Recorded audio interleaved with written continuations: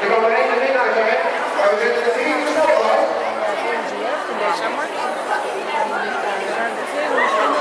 En om het extra spannend te maken, ga ik even de cijfers opnoemen eerst.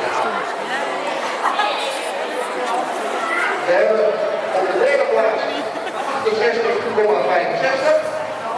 Op de tweede plaats 70,80.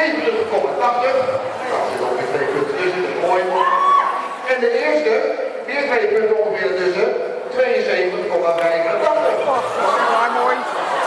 Ja. Bijna omhoog. Volgens mij is het een hoofdpijn zo hier. Ik heb een bordje op de hoofd. Ja, hij doet het nog hoor. Hij doet het nog. Zo snel. Oké, we gaan beginnen. De derde plaats.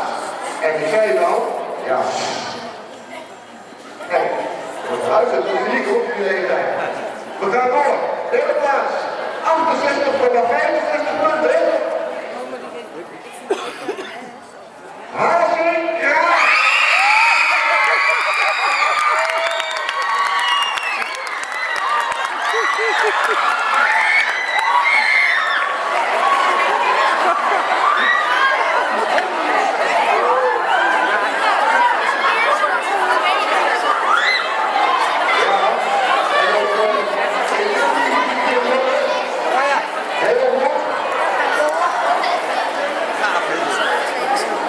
Spannend. Heel spannend. Ik voel het hier helemaal.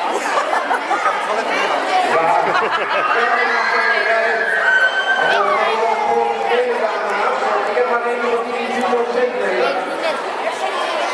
Zijn jullie blij? Heel blij. Goed zo.